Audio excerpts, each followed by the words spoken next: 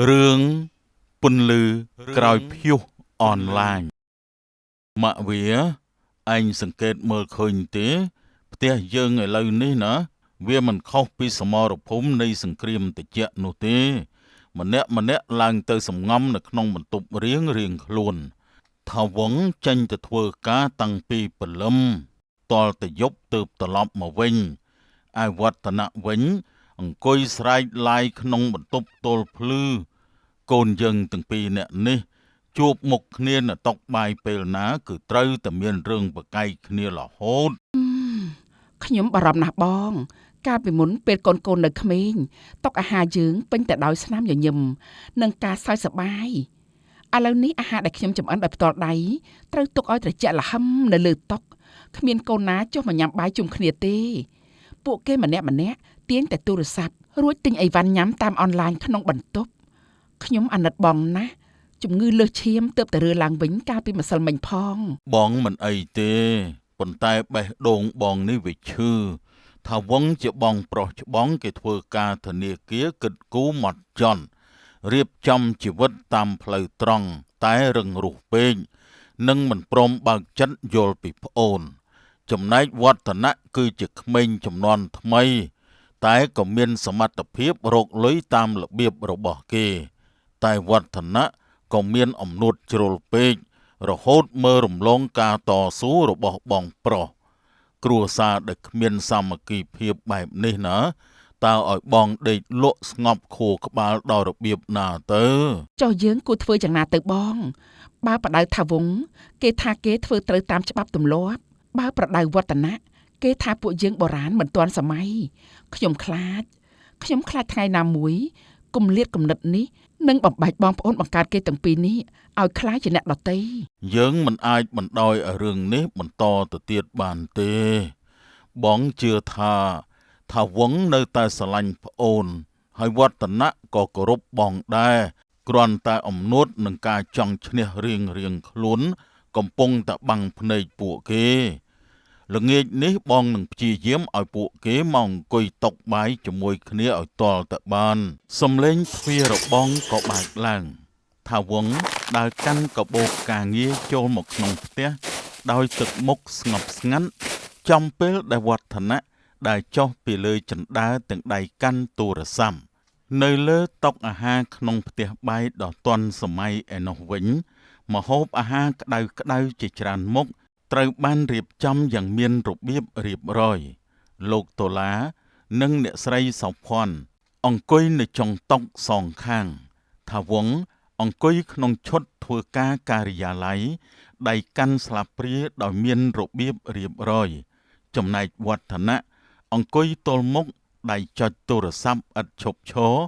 និងពាក់កាសត្រចៀកចំហៀងញ៉ាំបាយទៅកូនម្ដាយខំធ្វើម្ហូបដែលកូនចូលចិត្តទាំងអស់ណាថាវងញ៉ាំស៊ុបត្រីនេះទៅកូនចេញពីធ្វើការមកហត់ពេញមួយថ្ងៃហើយវឌ្ឍនៈដកទូរស័ព្ទចេញពីដៃសិនទៅកូនញ៉ាំបាយជុំគ្នាបន្តិចទៅចាំផ្លែតសិនម៉ាក់ខ្ញុំកំពុងឆ្លើយតបហ្វេននៅក្នុង page យប់នេះខ្ញុំមាន Premiere Video ហើយត្រូវរៀបចំទំនិញ Live លក់ Flash Sale នៅម៉ោង 8 យប់ទៀតការងារខ្ញុំវាមិនអាចរងចាំបានដូចជាការងារការិយាល័យសម័យបុរាណទេការគួរសមនៅលើតុអាហារគឺជាសីលធម៌គ្រឹះនៃមនុស្សមានការអប់រំវឌ្ឍនៈឯងគ្មានការគិតទាល់តែសោះឪពុកម្ដាយរងចាំញ៉ាំបាយជុំគ្នា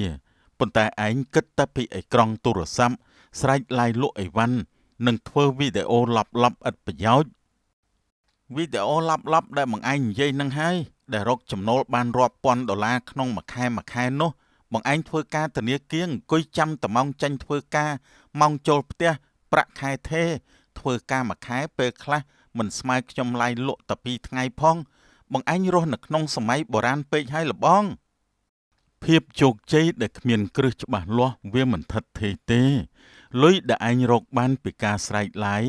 និងការប្រៀបធៀបគ្មានន័យលើអនឡាញវាងាយនឹងបាត់បង់ទៅវិញណាចាំមើលតែគេឈប់មើលទៅឯងច្បាស់ជាអត់បាយស៊ីជាមិនខាន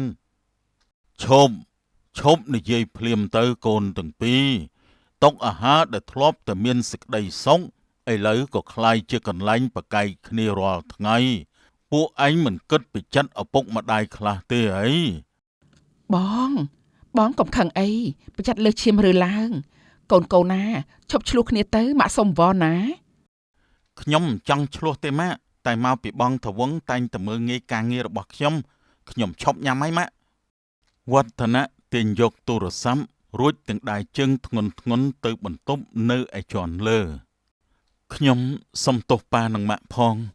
ខ្ញុំគ្រាន់តែចង់ឲ្យវឌ្ឍនៈយល់ពីតម្លៃនៃការប្រឹងប្រែងពិតប្រាកដនិងមានការប្រុងប្រយ័ត្នតែប៉ុណ្ណោះបរិយាកាសនៅក្នុងផ្ទះបាយត្រឡប់ជាស្ងាត់ជ្រងំលោកតូឡានិងអ្នកស្រីសុភ័ណ្ឌសម្លឹងមើលមុខគ្នាដោយភាពអស់សង្ឃឹមសួស្តីហ្វានទាំងអស់គ្នាមកដល់ហើយឱកាសមាសឱកាសប្រាក់ដែលអ្នកទាំងអស់គ្នារងចាំ Flash Sale ពិសេសប្រចាំខែស្បែកជើងនិងកាបូបម៉ាក់ល្បីដែលខ្ញុំកាន់នៅក្នុងដៃនេះតម្លៃពេញគឺ$150ប៉ុន្តែសម្រាប់តែយប់នេះនៅក្នុង live របស់វឌ្ឍនៈចុះសល់ត្រឹមតែ$39តែប៉ុណ្ណោះអ្នកណាខមមិនពាក្យថា CF39 មុនទទួលបានមុនប្រញាប់ឡើង QR code គណនីធនាគារនៅលើអេក្រង់ស្រាប់ចូលរួម share ឲ្យបានច្រើនផងណា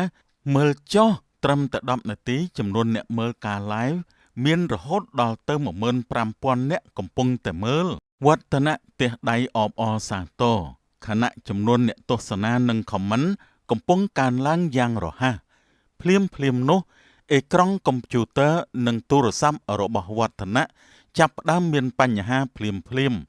សំឡេង error ក៏បានបន្លឺឡើងជាបន្តបន្ទាប់វឌ្ឍនៈមុខប្រែជាស្រងោតស្រងាត់និងឆ្ងល់ស្អីគេហ្នឹងហេតុអីបានជា comment ចាប់ផ្ដើមកាំងអ៊ីនធឺណិតមានបញ្ហាមែនទេស្រាប់តែអេក្រង់ live បិទងងឹតឈឹងសារជូនដំណឹងលេចឡើងលើអេក្រង់ថាគណនីរបស់អ្នកត្រូវបានចេញពីប្រព័ន្ធ log out ពាក្យសម្ងាត់ត្រូវបានផ្លាស់ប្ដូរពីឧបករណ៍ដែលមិនស្គាល់វឌ្ឍនៈស្ទុះងើបឈរឡើងដៃញ័រទៅត្រឹកព្យាយាមចុច log in ឡើងវិញស្អីគេ password change ទេមិនអាចទេខ្ញុំមិនដែលប្រាប់ password ទៅនរណាផងហ្នឹង log in ម្ដងទៀតសិន password ខុសលេខទូរស័ព្ទ recovery ក៏ត្រូវគេប្ដូរដែរវឌ្ឍនៈចុចទូរស័ព្ទយ៉ាងញាប់ដៃញើសប៉ិនគ្រាប់ពោតចាប់ផ្ដើមស្រក់លើផ្ទៃមុខគេបើកកម្មវិធី Facebook TikTok និង Instagram តែគ្រប់គណនីទាំងអស់ត្រូវបានហាក់និងបាត់បង់ការគ្រប់គ្រងទាំងស្រុងអត់ទេ page របស់ខ្ញុំអ្នក follow ជាង2លានអ្នក channel របស់ខ្ញុំ Facebook របស់ខ្ញុំអាលីអស់ហើយអតិថិជនចាប់ផ្ដើម comment ស្ដីបន្ទោសភ្លាមបន្ទាប់ពីការ live មានបញ្ហាពួកបោកប្រាស់ខ្ញុំវេលុយប្រាក់កក់$39រួចហើយស្រាប់តែ page ឯងបង្ហោះរូបអាភាសផ្ញើលុយឲ្យខ្ញុំវិញភ្លាមពួកយើងត្រូវវាបោកហើយគណនី live ម្បាញ់មិញកំពុងតែផុស link បោកប្រាស់លុយគេពេញបណ្ដាញសង្គមប្រយ័ត្នទាំងអស់គ្នាបោកប្រាស់អ្នកគាំទ្រអញ្ចឹងត្រៀមខ្លួនស៊ីបាយនឹងត្រឡោកទៅ admin វឌ្ឍនៈទុនជង្គង់អង្គុយចុះលើកម្រាលព្រំក្បែរគ្រែគេយកដៃអោបក្បាលអារម្មណ៍ស្លន់ស្លោនិងភ័យខ្លាចយ៉ាងខ្លាំងរហូតដកដង្ហើមស្ទើរមិនដល់គ្នាម៉ាក់ប៉ាគេហាក់គណនីខ្ញុំហើយគេយកភ័យខ្ញុំទៅបោកប្រាស់លុយគេអតិថិជនគិតតែខ្ញុំជាអ្នកបោកគេជេរខ្ញុំគេប្រហែលជាប្តឹងចាត់ការខ្ញុំហើយការងារដែលខ្ញុំខំសាំង3ឆ្នាំគេឈ្មោះប្រាក់ចំណូលរលាយអស់ហើយរលាយគ្មានសល់អ្វីទាល់តែសោះនៅខាងក្រៅបន្ទប់សម្រាប់ជើងដើរយ៉ាងស្វាហាប់បានមកដល់មាត់ទ្វារបន្ទប់ត្រូវបានបើកឡើងគឺថាវងឈរនៅមាត់ទ្វារកាន់កែវទឹកនិងសៀវភៅកត់ត្រាមួយក្បាលថាវងដើរទៅក្បែរវឌ្ឍនៈហើយហុចកែវទឹកឲ្យណែផឹកទឹកបន្តិចសិនទៅវឌ្ឍនៈដកដង្ហើមឲ្យវែងហើយធ្វើចិត្តឲ្យត្រជាក់បងថាវងបងឯងមកសាយចំអកឲ្យខ្ញុំមែនទេត្រូវហើយអ្វីដែលបងនិយាយនៅតុបាយម្បាញ់មិញវាត្រូវទាំងអស់ខ្ញុំវាគ្មានបានការខ្ញុំវាអំនួតឥឡូវនេះភ័យខ្ញុំត្រូវគេហែកអស់ហើយគេយកទៅបោកប្រាស់លុយគេទៀតអតិថិជនជេរខ្ញុំពេញបណ្ដាញសង្គមខ្ញុំរលាយអស់ហើយបងជីវិតខ្ញុំត្រូវចប់ត្រឹមនេះហើយស្ដាប់បងឲ្យច្បាស់ណាវឌ្ឍនៈ បងមិនមែនមកទីនេះដើម្បីសើចចំអកលើទុករបស់ប្អូនទេបងអាចនឹងមិនចូលចិត្តឬមិនយល់ស្របនឹងអាកប្បកិរិយារបស់ឯងកន្លងមកតែឯងជាប្អូនបង្កើតរបស់បងឈាមខាប់ជាងទឹកណាពេលប្អូនជួបវិបត្តិបងមិនដែលឈរមើលប្អូនប្រុសបងដួលរលំដោយមិនជួយនោះទេប៉ុន្តែបងវាមិនមែនជារឿងតូចតាចទេណាអ្នក follow ជាង2លាននាក់ត្រូវគេហាក់បាត់ក្នុងមួយពព្រិចភ្នែកហើយបញ្ហា cyber crime នេះខ្ញុំមិនដឹងត្រូវដោះស្រាយពីណាទៅមុនទេគេប្តឹងខ្ញុំច្បាស់ជាត្រូវជាប់គុកមិនខានទេបងឈប់ស្លន់ស្លោទៅការស្លន់ស្លោមិនអាចដោះស្រាយបញ្ហាបានទេឯងប្រកែកខាងបច្ចេកវិទ្យានិងបង្កើត content តែឯងខ្វះបទពិសោធន៍ខាងផ្នែកច្បាប់ប្រព័ន្ធសុវត្ថិភាពនិងការគ្រប់គ្រងវិបត្តិឯនេះជាអ្វីដែលបងធ្វើការនៅធនាគារជារៀងរាល់ថ្ងៃការដោះស្រាយបទល្មើសហិរញ្ញវត្ថុនិងប្រព័ន្ធសុវត្ថិភាពបច្ចេកវិទ្យាបងអាចជួយខ្ញុំបានមែនទេប្រហែលជាអាចបានជំហានដំបូងយើងត្រូវរាយការណ៍ករណីនេះទៅកាន់នាយកដ្ឋានប្រឆាំងបទល្មើសបច្ចេកវិទ្យា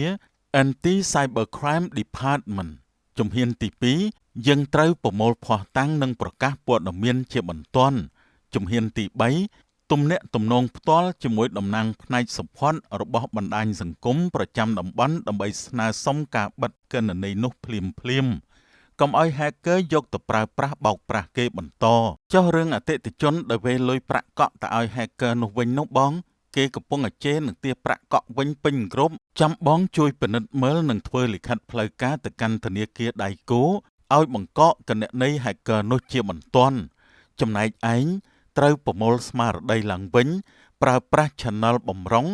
ឬ account ផ្ទាល់ខ្លួនថតវីដេអូភ្លាមដើម្បីបញ្ជាក់ការស្មោះត្រង់ជម្រាបជូនសាធារណជនអំពីហេតុការណ៍ hack នេះ